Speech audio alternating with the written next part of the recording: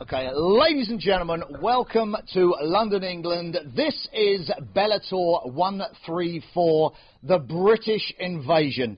This will be Bellator's biggest event for 2015. We're showcasing 5 of the UK's most exciting fighters and featuring 2 world title fights. The first of which will be our main event, where Douglas Lima will defend his title against the UK knockout specialist, Paul Semtex Daly. Now, Paul has 26 wins on his record, all coming by KO. He is known as Semtex, but has dynamite in both hands. He's won 6 of his last 7 fights and will be hoping to gain the title and walk away with the belt. Paul Daly, ladies and gentlemen. Next up is our co-main event, another title fight, a world championship, where the current title holder, Emmanuel Newton, will take on unbeaten UK fighter Liam McGeary.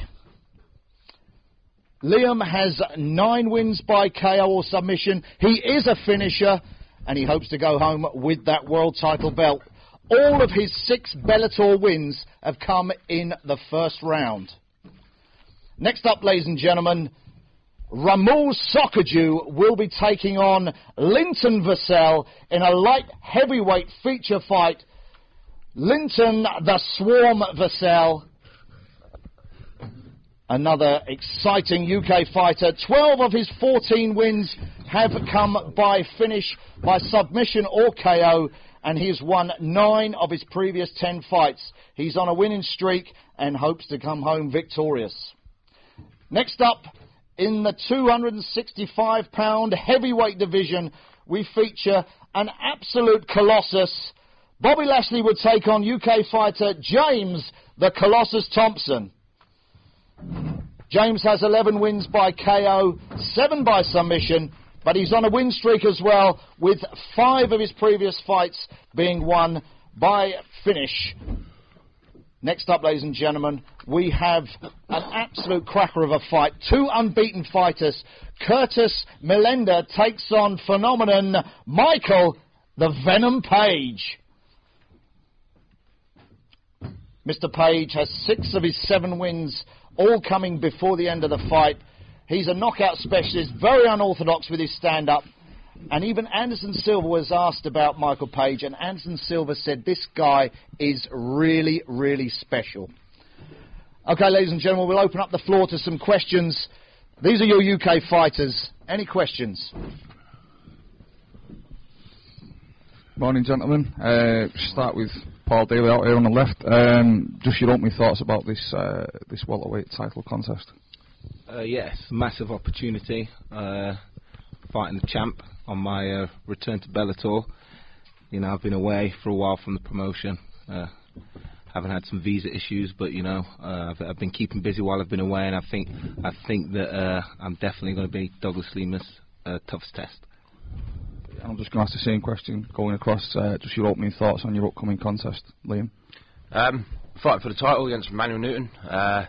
I'm really looking forward to this. It's an honour to represent England on such a great stage. Fighting alongside with my friends here. It's a really, really good opportunity. I can't wait to February 27th. Michael? Yeah, it's going to be an exciting show. Just for me, even after I finish the fight or before I even go out the fight, I'm going to be like out there watching the rest of the guys, because it's just an amazing lineup, I believe, and I think I can add to that as well. So definitely going to go out there with a bang. And Linton? Yeah. No, I'm very excited for this fight. I've got Sokaju next. You know, he's a tough opponent. Basically, this is me coming back, you know, from my last loss. So I've got to prove a point, and it's just special representing the UK and fight with my teammates. So I'm looking forward to it. Thanks. And finally to James the Colossus. Yeah, like everyone said, it's Bellator putting a lot into this. They're not messing around. They're really giving us a platform which is great. They're giving an alternative to the fans and for the fighters to the UFC, which is massively important. So I'm very proud to be part of it. All us lot, you know, we really do get get on like a house on fire. Excuse me. Yeah, so no, it's great. I'm looking forward to it. I'm pleased to be part of it. Guys, Paul and Liam, obviously Bellator are investing in you guys, building your brands in America. But do you know, or have you been told that should you win the fights, you're going to get a defence in the UK? I don't really know if I'm allowed to say, but there has definitely been some talk of Bellator bringing the brand to the UK. A few venues have been mentioned to us, and when me and Liam do get the belts, I'm sure that you will see Bellator in the UK not too long after. To fight in the UK for Bellator would be a great experience. I've never actually fought in the UK. I fought in Jersey, but never in England itself. So to fight in my own country would be an absolutely awesome experience. And for Bellator, being a world champion alongside Paul, yeah, I'll be looking forward to that as well. And again to you, Liam. Obviously, you relocated to New Jersey full time in the US after spending some time in Jersey and obviously England. Do you feel like the UK MMA sort of media and whatever have maybe overlooked it a little bit because you're not as present in the UK as some of these other guys are? Yeah, I kind of I left being in Jersey. There was very small opportunities for training. I left the England scene a long time ago, and I kind of just went over to America just to see how I was going to get on over there. And then things just went one thing after another, and before I knew it, I was fighting for Bellator. Now I'm getting this opportunity. So the English MMA scene is not overlooked. It's up and coming. It hasn't been discovered yet. There's a lot of talent in the UK, and for us five to be representing England, and all the other fighters to come up to look at us and be like, right, well, they can do it, so why can't we do it? You know, we all come from backgrounds and we've all got history, so it's just, it goes to show that anyone can actually set foot up here and do what they want to do. Cheers. Question for Linton. Just your reflections on that fight with Emmanuel Newton, who Liam's going to be fighting. You know, you came close to getting the finish a few times, couldn't quite get it locked in. Do you feel like you're still in the title picture yourself? And also, do you have any insights you could give to Liam? Yeah, just, you know, push the pace on him. Is very slippery. You know, there's a few times I thought I had him in the rear naked choke, or there was a time we had him in the Kimura. You know, maybe just take your time a little bit. It's a 5-round fight. You know, he's got cardio for days as well. You know, so you got to look out for that. But yeah, I felt like, you know, I was inches away from winning that title, and you know, I've come away from this, you know, even more hungrier than before. You know, I know where I'm at, and I know what to do. So yeah, the best advice I give him is, you know, he's going to be slippery, and you know, just be ready for everything.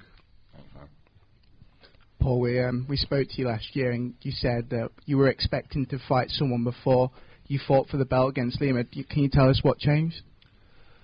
Yeah, I fought in Thailand. I fought K1 Max and had a very tough fight. I was supposed to come back and fight for Bellator. Having got that win, then I would have been given the title opportunity. But you know, I was nursing a few injuries. I just wasn't fit to fight, basically. So, you know, luckily they gave me the opportunity anyway. So I'm thankful to Bellator for that. Now, how are you feeling now? You mentioned just injuries. Is everything good for you at the minute? Yeah, I'm good. You know, the fight in Thailand was difficult. You know, I took a lot of heavy kicks.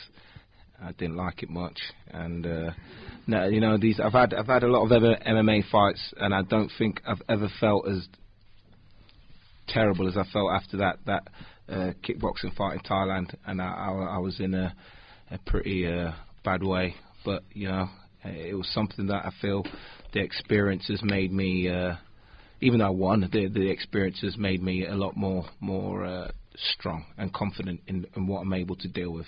Yeah. Liam, you know, you mentioned you're all quite good friends. You know, seeing how Linton did against Newton, you know, what are your feelings now? Is there a lot that you could take away from that fight to add to your own game plan? Yeah, there is. I mean, I watched that fight over and over and over again. That's his last fight, Lyndon's last fight. So it's great to see my friend and see the things that he was doing, and they were working for him. I can take a lot from that. And also the stuff that I do as well, you know, and that Kimura, yeah, I remember that Kimura, man. Should have snapped his fucking arm, man. That's right. I tried. But yeah, no, I've taken a hell of a lot from his fight and from all of his other fights. So yeah, man, this fight is going to be it's going to be electric. It's going to go off, man. Liam, you've risen through the ranks quicker than a lot of other fighters managed to do. With just 9 professional fights under your belt, are you confident that now is the right time in your career for a world title shot? Yes, I believe it is. I've been fighting around for years, you know, and for now, I wanted to fight the best people that I could fight and work my way up from the next one. So they've always got better the caliber of every fighter has got better each time. So now I won the tournament, I did what I needed to do, and now the next step is the world title. I win that world title and then I'm going to defend it. And it's been 6 Bellator fights, 6 first-round finishes. Do you ever find yourself stopping and thinking just how quick this is all coming about? Is it all a bit of a shock to you sometimes? Yeah, sometimes I lie there in bed at night time and I kind of start thinking about what's actually going on and how fast, and then... But then I try and stop myself from thinking, because then if you get overwhelmed and you start worrying about what's going on and you're overthinking things, so I just try not to think about it that much. I just go to the gym and train more. And question for Paul, you've been in so many big fights over your career against so many big names. Can you talk to us a little bit about the mindset going into this fight, obviously because it is still one of your biggest fights in your career? I think it's one of Douglas Lima's biggest fight. This is not the biggest fight for me, and I think that is ultimately is what's going to win me the fight. You know, I've been around in the sport for a long time. I've got a hell of a lot of experience in MMA at a high level, and more recently at a high level in kickboxing. If you look at some of the names on the record, some of the guys that have been in there, and then you match them to the same period in time to the guys that Douglas Lima's fighting, you know, there's no comparison. So it's definitely a big opportunity for Lima to try and get some recognition, but I'm just so overwhelmingly confident that I'm going to be too much for him, that, you know, in my mind the belt's already mine. And finally, a question for Michael. Michael, if you look at your and Curtis's record, both undefeated prospects, the casual fan might say it's an equal fight, but to you, do you feel like Curtis is on your level? Anybody that's I go into the cage with, in my head I'm going in there to win, so they're not on my level. So no. Fair enough. Follow-up question for Michael. You know, when you were introduced, Grant Waterman talked about Anderson Silva. You've caught his eye and he spoke about you and said this guy's good, really good. Obviously, you get attention with those flash knockouts and stuff. Does that give you confidence, or does it create pressure?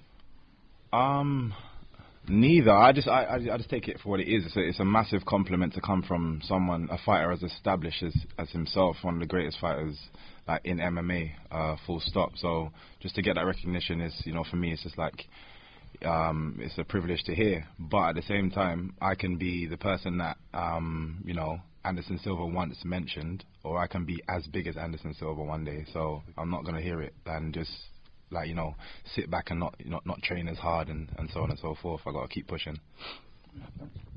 And James, you've had some ups and downs in your career, but you're riding a 4-fight win streak, and one of those wins is Bobby Lashley in 2012, quite a close decision. Do you feel like Bobby's going to come in there highly motivated, looking to claw one back? Yeah, I mean, whenever you lose to someone, especially when the fight was so close, it was a very close fight. So, you know, he's definitely going to come in, and especially all the England US thing. Do you know what I mean? So it all adds to it. It's a big stage, like we said. So he's definitely going to come in hard and looking to kind of get that back. I mean, anyone would, but it's not going to happen, is it? You take anything in particular from his last fight? Was with a fellow Brit, Carl Edmondson? Yeah, not really. You know, he's just been kind of like every time.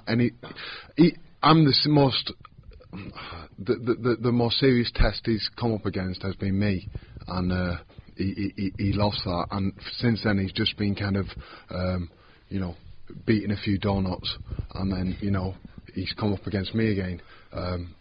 So I know with Bobby Lashley, you know what? There's no surprises Well, I say that I might get surprised. You know what I mean? But there shouldn't be too many surprises with him. He kind of is what he says on the tin. You know, what do you say on the tin again? Can't remember what it said on the tin. Forget about the tin. No surprises. Forget about the tin. No comment.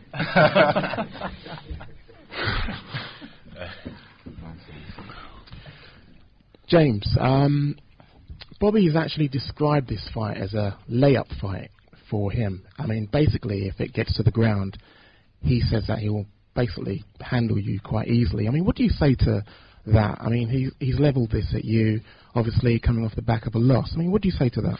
Not much really. I gave him a lot of crap at the previous press conference. You know, just a bit of friendly stroke unfriendly banter. So you know, he's going to say things like that, and that's fine. And if he actually believes it, which I don't think he does, even better. So I hear things like that, and I just think, nice one. And Paul, Lima's basically said that he is going to stand and trade with you. First of all, do you believe him? And secondly, I mean, what do you see in Lima, if there are any threats to you?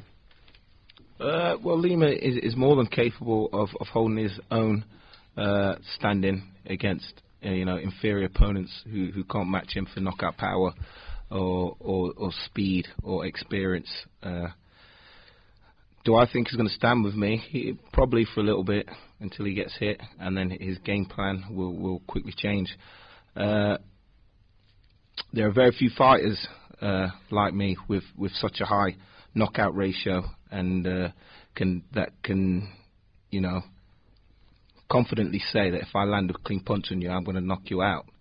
And that is what I can do, and I do that with 100% conviction and confidence. With that in mind, I think Lima, after the first minute or the first trade-off, will be looking to take this fight to the ground. So, yeah. And finally, Michael, there's been a lot of criticism of you in the past in terms of calibre of opponents that you've faced. Would it be fair to say that this is your biggest test today, or have you had your biggest test, in your opinion, previously?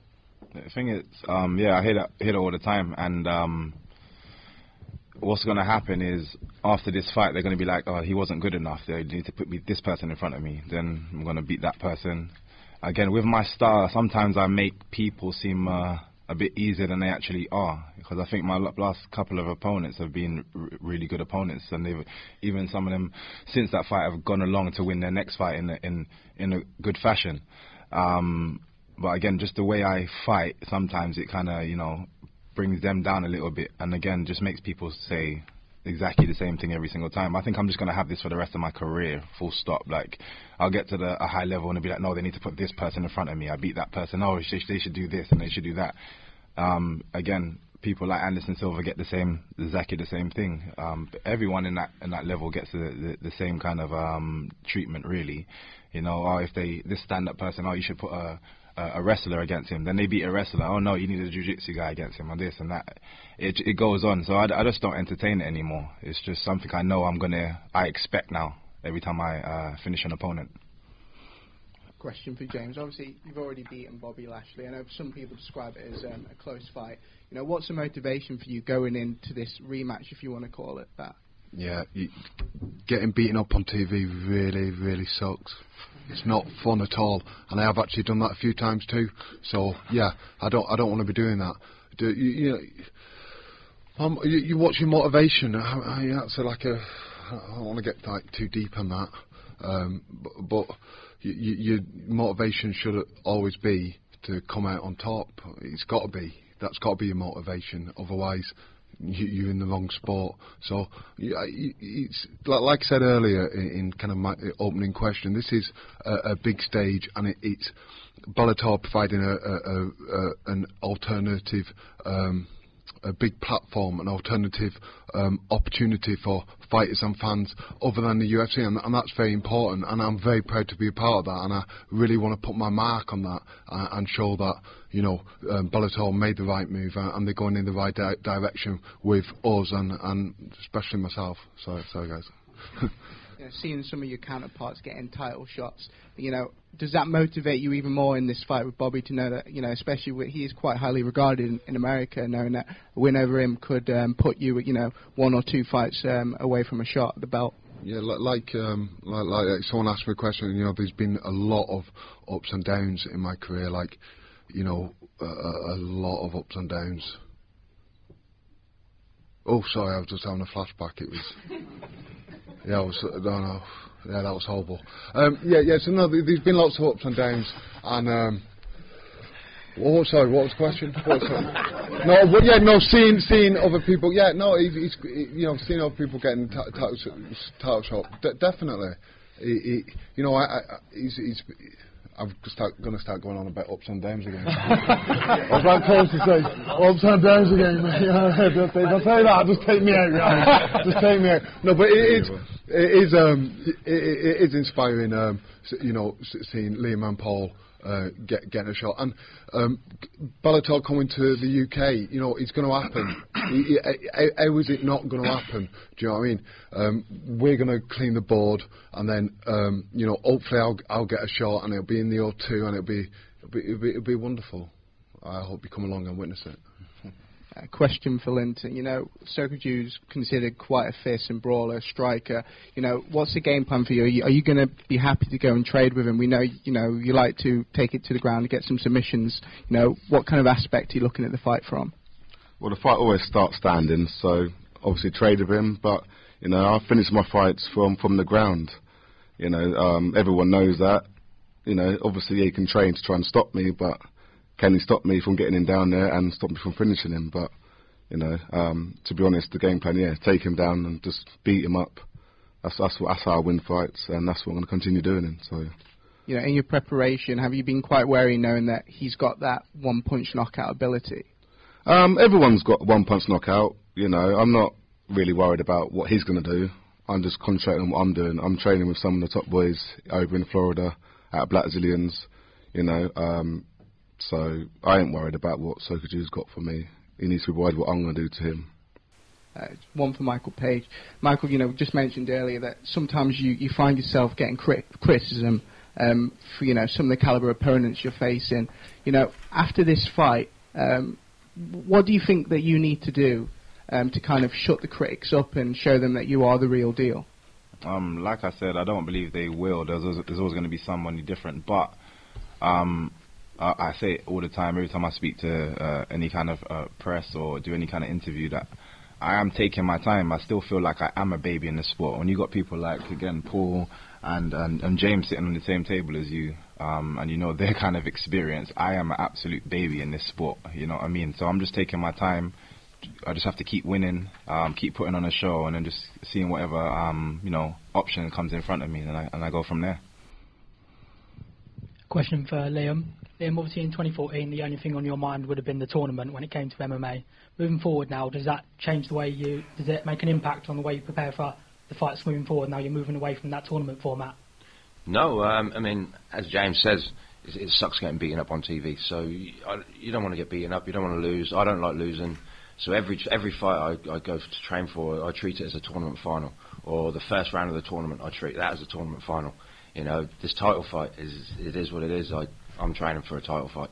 So there's nothing. There's no day that I'm not thinking about this belt. There's no minute of the day that I'm not thinking about the belt.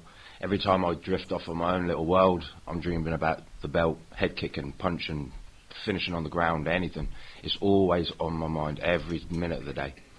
So yeah, this is why I'm looking forward to February 27th. Just stop the fight going on in there, and I can get on in here then, you know. And a question for Linton. Obviously, the toughest thing for a fighter to do is to rebuild and revitalise yourself after a loss. Specifically, have you changed anything up in your training to ensure you get back on the winning track? You know, I just train as I always train, but maybe just add a little bit more fitness in, a bit more strength conditioning. But usually just train the same. The major thing I did do is just sort of not change camps, but go and train over in the States. So that's something I always wanted to do, and I think this loss definitely gave me the push to do that. So that's the main thing I've done, is just gone over there to Florida and started training with some of the other boys over there. Well, then, another one for you. Obviously, it might be sort of the elephant in the room, because this is being billed as, you know, the UK team and everything like that. But you fought for the title last time. Obviously, Liam's fighting for the title this time.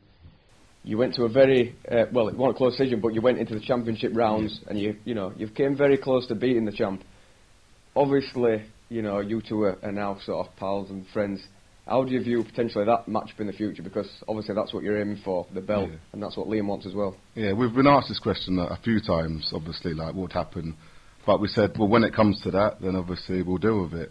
You know, we both got, obviously, both in the same weight categories, both got our careers going for that title. So obviously, when it comes to it, then obviously we'll have to fight. But you know, I'll take one step at a time. Sokoju's next, and then whoever they got next, obviously take that person out as well. So, you know.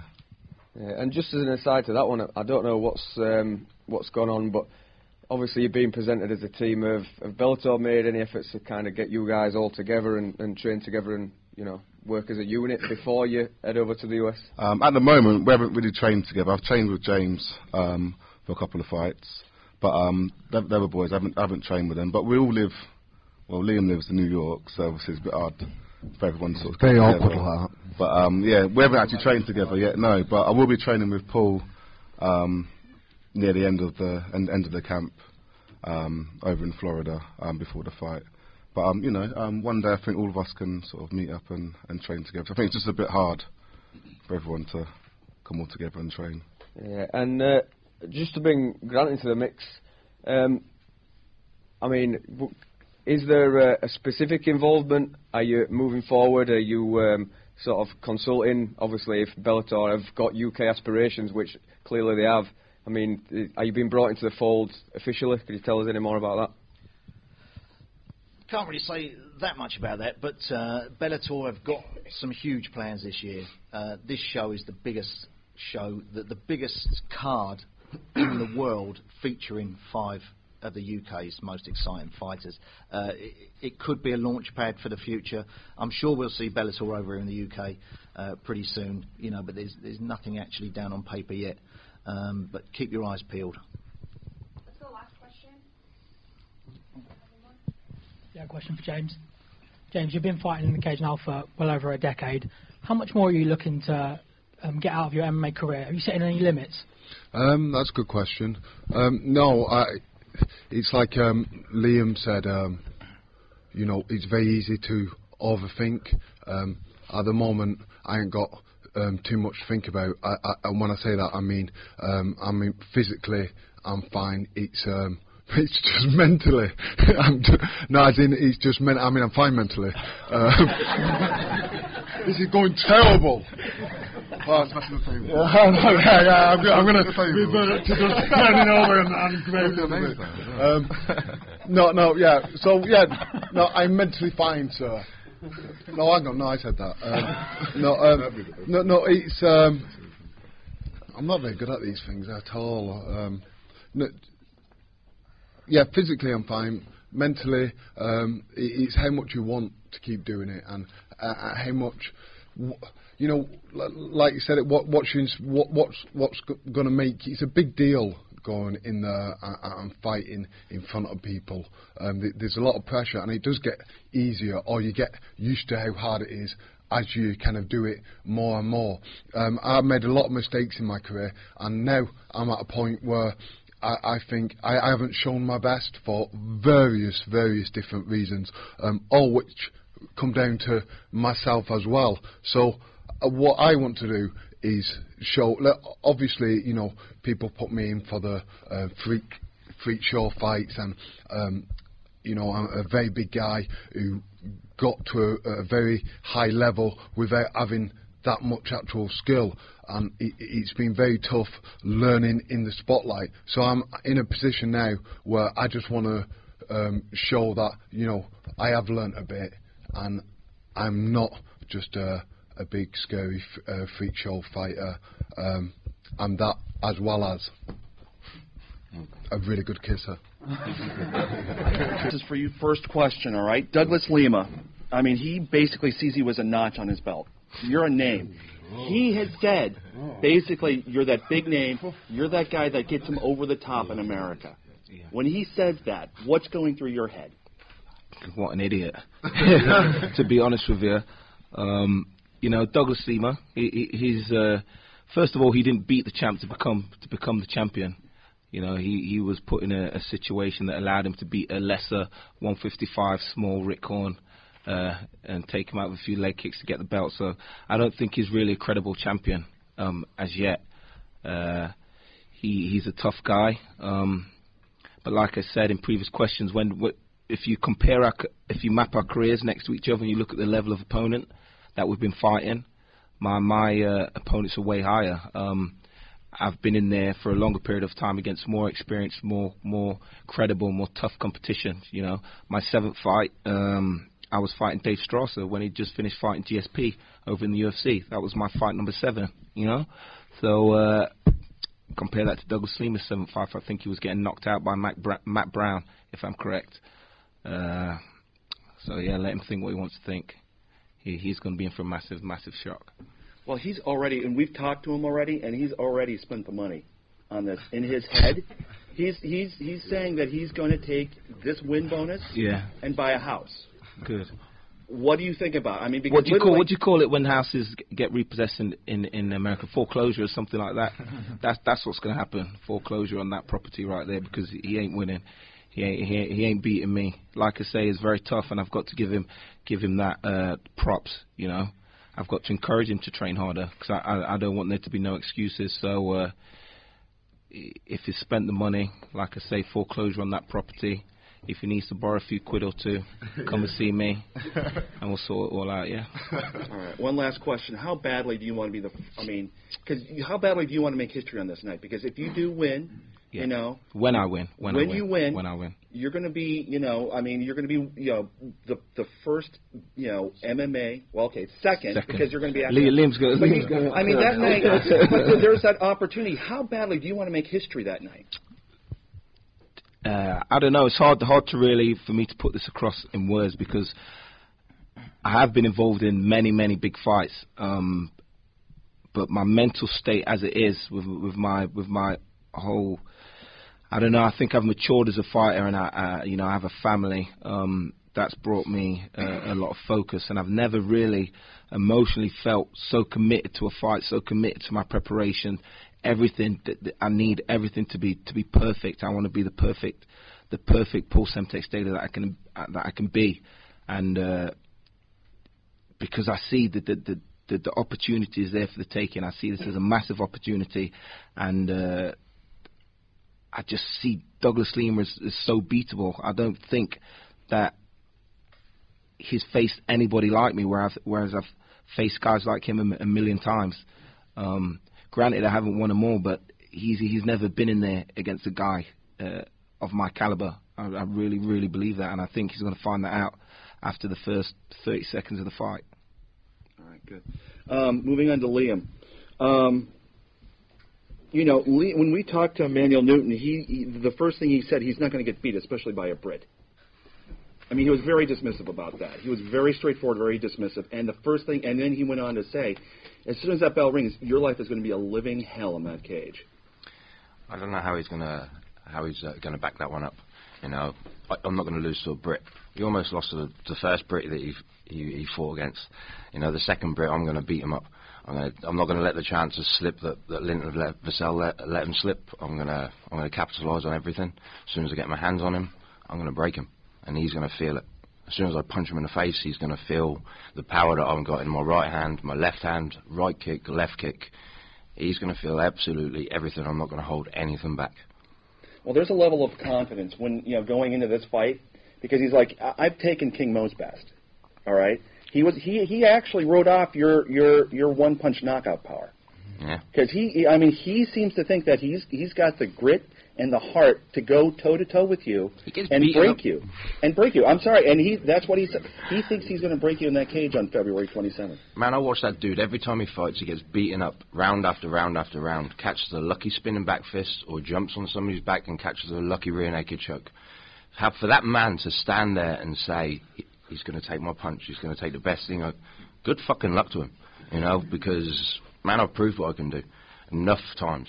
You know, like I say, once he feels the power of my punch, man, he's not going to be saying that. The gum shield's going to be in the back of his mouth, his eyes going to be rolling in the back of his head. When you speak to him afterwards, in the 5 minutes afterwards, he's not even going to know what to say after then either. His words are going to be all jumbled up, his head's going to be a mess. I'm going to fucking murder him. Not literally, but... No, I mean, let's get into... You have a great opportunity here. This is your chance to represent your nation inside of the cage. So you're not only just fighting for a belt, you are fighting for your country. How does that make you feel as an individual, as an Englishman? Is that a good feeling? Do you feel more pressure? I feel the pressure if I think about it. It's an awesome feeling representing Great Britain, being the first Brit to win the title. You know, secondly followed by Paul. But to have that title and to be known as one of the first English MMA fighters to win a major tournament, major title over in America, it's an awesome feeling. You know, ask me that same question when I've got the belt around my waist, and I'll give you a much better answer. But at the moment, words cannot explain how I'm feeling about this fight. You know, I just can't wait. I just want to fast forward to February 27th so we can get in there, do it, and then I can be like, now I feel like this. You know, and now this is the feeling I'm feeling. You're sitting up here with all your fellow countrymen. Do you feel like you're a part of a team, that this is actually a real spearhead? Yes. You know, talk about that. Talk about that feeling of teamship. I mean, you guys get along great. You guys get along great in the green room. You know, how special is that to actually be part of a team and come to America to try and impose your will on the Americans? When I got the phone call to say I got to be in England for 7th of January, my answer was, well, how am I supposed to be here? You know, they said, we're going to fly you over. I was like, sound. All the English team was going to be there. I couldn't wait to see these boys. We had a great time in San Diego when we first met up, you know, and it was just like, I wanted to catch up with them, and it was just good to see them, you know. It was like the Hangover, the first Hangover. If you'd have seen us cage side. Standing on chairs, falling over. But it's you see how we get on, we all, and this is the English mentality, you know, we're all side by side, we're all warriors, we all get on, and when we get into that cage, we have to do our thing, you know, and we're not going to shy back from that. We're going to stand, we'll wear our flag, we'll have our flags flying proudly, and we're going to show you what English MMA stands for. You know, we're going to go in there and we're going to demolish the Americans. You know, the Americans are going to think, well, what just happened? The whole thing is going to be an absolute blur, and it's just, yeah, they're going to get fucked up. Great. Michael Page. Curtis Melander says that you are all flash. There's no substance to your fight game. What do you have to say to that? I think he's correct. He's going to see a flash. He's going to be on the floor. Simple as that. He's very confident. He says, he's like, all this Anderson Silva stuff is it's just a bunch of hype, and that American fans are going to be talking about him on the morning of February 28th. What's his name again? Curtis Melander. See, I didn't even know that. That shows you we're at the same record, and no one's even talking about him now. So he's doing something wrong. So what he's trying to do is take my limelight, use me as a springboard to help his career. But if he couldn't do that in 7 fights already, even if he did beat me, let's say he did, I'm going to give him the benefit of the doubt, let's say he did, he still needs to do that extra work to keep building himself. I'm doing what I need to do, and he's just another stepping stone to continue my journey.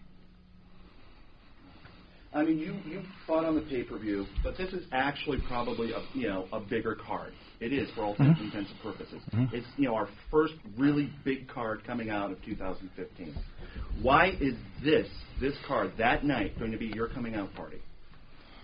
It's weird because, I was the first fight on Bellator's first ever pay-per-view. And that had its own pressures as well. I think every show, and the way they're building up this, but every show has, some kind of added weight to it.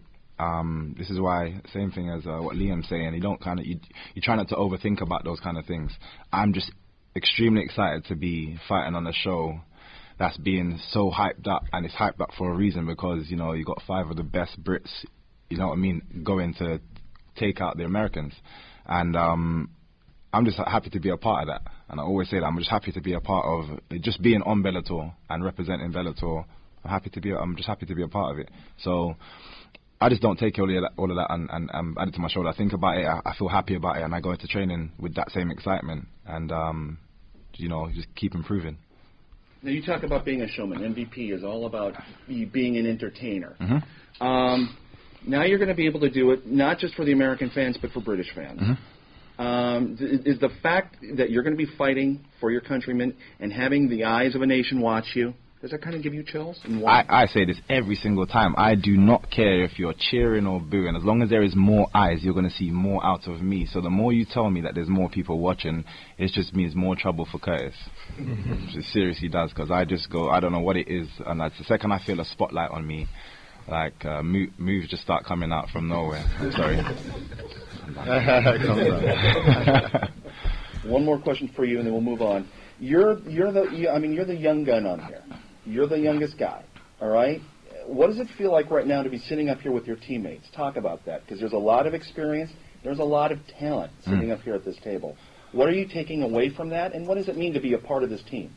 To be fair, it does mean a lot. These are everybody here. Before I actually got a chance to meet all of them, I had watched every single one of them, and it's weird that I had never come across some of the people before. I know James do a lot of training in shoots. I used to see Linton on the UCMMA shows and the cage race, but again we never actually crossed, ever stood, like actually had a conversation and stuff. But it kind of feels right that it happened now, that we're all on the same show. And like I said, we had an absolutely amazing time. Like in San Diego, absolutely amazing time. And like he's saying, when you hear that everyone's going to be down here, you're just like, yeah, I just want to catch up with the guys. For me, it's more about that. I really do enjoy the trips that I go on as well. You know, I think it's all a part of your experience fighting as well. But going out, meeting new people, networking, even with the Bellator team, the back office, people that don't get to be on camera, they're all amazing, and the stuff that how they help me out while I'm out there. I travel by myself, and so I get there. You know, sometimes it's quite difficult to do. So when you get there, having people that are welcoming makes a massive difference, and then having people that you know you're going to see out there that you got a good bond with in the short amount of time that you've met them. Again, it's amazing. So it just makes you want to be there even quicker. So I'm loving it right now. Great, thank you, Linton. Sokoudjou sees you as a stepping stone. Why is that the biggest mistake of his career to this point? Because, like, I know he says he's 30. I think he's like more like 40 something, but he's at the end of his career. You know, I'm 31. Like, I think I'm just sort of not even at my peak yet. You know, so I've come off a loss, and it was against the world champion. Put him against the world champion, he would have probably lost in the first 2 minutes. You know what I'm saying? I don't see what he's got to trouble me. You know, I've got the range, got the height, got the fitness. You know, I've got the power, got the strength, got the groundwork, got the strikes. I don't see what he's actually gonna, trouble me with. To be fair. He doesn't see the fight going out of the first round. Why is he mistaken? Because he's going to get subbed. That's why. Well, what are you going to do? What am I going to do? When you look him in the eye. Well, I'm going to beat him up first. I'm going to mess around with him, get his back, get an arm, and then when it's time to finish him, before the buzzer goes, I'm just going to sink the choke in. Simple as that. What statement are you going to make with this fight? Because this is, you're coming off a loss. Yeah. But that, the thing is, you gave Emmanuel Newton, you gave him a fight. Yeah. The first three, that literally that was the fight of his life. You made a statement for that fight. What is this statement going to be on February 27th? This is going to show about, I got caught slipping. He caught me at the end. Well, not at the end. He caught me in the 5th round. This fight is just going to show that basically I'm making my way back up. I shouldn't have lost that fight, but I did. But I'm going to start my win streak again. And Sokoudjou is my stepping stone. To be fair, I don't see him going for a title fight. Even if he did beat me, which that's not going to happen. I'm more than ready for Sokoudjou, you know. As I said, he's at the end of his career. He's not 30. He keeps trying to say he's 30. He's trying to be young in the mind, where, you know, he's about 45. So, you know. Talk about, I mean, you came so close. How does that make you hungrier? How does that drive you in, you know, when you're training? Now that you have this opportunity on, you know, our biggest card of the year, how does that make you hungrier to go out there and do something special that night? Because it actually shows you how close I got to being a world champion. Everyone talks about being a world champion, but to actually be a world champion, that's just going to be my dream come true. And I know how close I was. I know for a fact I can do it. And I'm in this game to be a world champion. And, you know, that's what gives me the drive. You know I can do it. Just got to put more hours in, you know, a bit more training, and it will come. The time will come. Talk about the sense of brotherhood you have up here, because it seems like you guys just really get along. Yeah. Talk about that sense of brotherhood. Yeah, these boys are. So I've trained with James, you know, so we've got a close bond, and just connecting with these boys, you know, we all just clicked. It wasn't like, oh, this is James, how you doing? You're right. It was actually, how you doing, boys? We all clicked together, same as Liam. You know, there's really another dull moment with us. All of us just, you know, have laughs with each other, and I think this Team UK has brought us closer together. You know, I've got their numbers and everything like that. You know, we talk, and you know, to be a part of Team UK, it's definitely something special, and we're all gonna, you know, unite together and go as a team, and we're gonna come up victorious. Mr. Thompson, Bobby Lashley says, and he's Bobby Lashley said, what's he been saying? This is what he said. Come on, listen, what's he been saying? He said he took this fight, he wasn't prepared, right. He took it on short notice, and he won that fight. He said he won that fight. I mean, you were the one who got his hand raised. How insulting is that? Oh, what's he like? What's he like, that Bobby Lashley, eh? Oh, no. Look, it was a close fight. I won't like give you a play through all of it, but you know, he came at me hard first round. He broke my orbital bone in that fight, and I had to go through the other two. And he was. My plan was to stop him taking me down, get him tired, and then finish him on his feet. What happened was he came out strong, broke my orbital bone, couldn't take me down after that, got tired, but was beating me to the punch, so I had to make it a messy fight. I took it to the cage, kept him there, and just threw a lot of knees and punches and got the victory. But I tell you about that fight, and this is why I know I'll beat Bobby Lashley this time, because it's his heart, and that's something, you know, something you can't train at, but that's 100% true. It's his heart, and he doesn't want it as much as I do. And I'll give you a small example. When I was in the clinch, I kneed him in the balls by mistake. That was the first time. The second time I got him, I was tired, so it was a bit of a lazy knee, but I did get him just over his hip, and as I threw the knee, I looked down, and that's where I saw it. And what did he do? Just trying to buy time. And I just thought to myself, it was an absolutely smart move, because that could have lost me a point and could have lost me the fight, but it didn't. But what that showed me was that he doesn't really want to, when it gets down to the nitty gritty, so to speak, he hasn't got that push, and I have, and that's why I'm going to win. What statement are you going to make with this fight? Because, I mean, you've been around for so... I mean, you've been around... Stop saying that. Everyone's making me feel so old. You're not. Oh, thank you. And the thing is, what I'm trying to say is, you're a great representative of British, because you've got grit, you've got heart. You talked about heart. He's got far. I know, I'm sorry. He's been in that room. Listen, that was one time. You weren't in that bad. We opened a few windows, and everything was fine. But you know, you talk about you fought that fight with a broken orbital, and you still won. You're tough. You know, what statement are you going to make on February 27th? You know, I am tough. You're right. What statement I'm going to make? I'm going to show, but I'm not going to be able to make it. I don't think in this fight. It's going to be, you know, I've had a lot of losses, and I've had a lot of bad losses, which I shouldn't have done, which were down to myself, a lot of them. Now, I can't do anything about them. They're gone, and that's always going to be the case. What I can do something about is try and correct that in different ways, and Bobby Lashley is a part of that. He's not...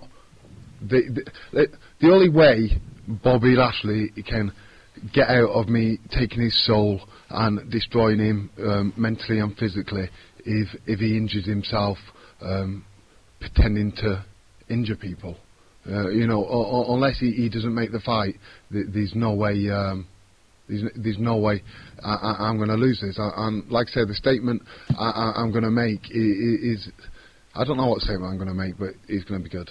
So watch to see what statement I'm going to make, because I don't know yet. That's how exciting and surprising it's going to be. My last question. Okay. I'm picturing. You've been all over the world. I have. Like I said, this is the sense of this is a great opportunity. This is kind of a privilege to be fighting with your brothers up there. Yeah, 100%. It's a privilege, and it's look.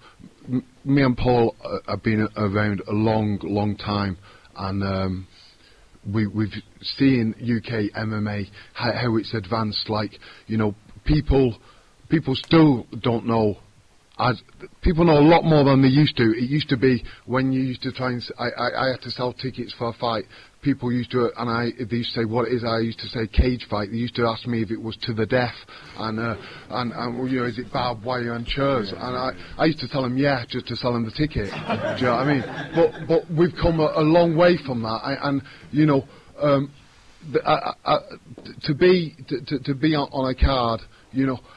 obviously, I'm sad it's not going to be myself to be the first guy, first British holder to hold a major title, because that's a massive thing. But I'm really proud and I'm really pleased for Paul and Liam, and I'm really happy to support them. You weren't even listening, were you? I gave it everything. I gave it everything. I gave it to... You're not even listening. Don't make me fart again. That's all I'm going to say.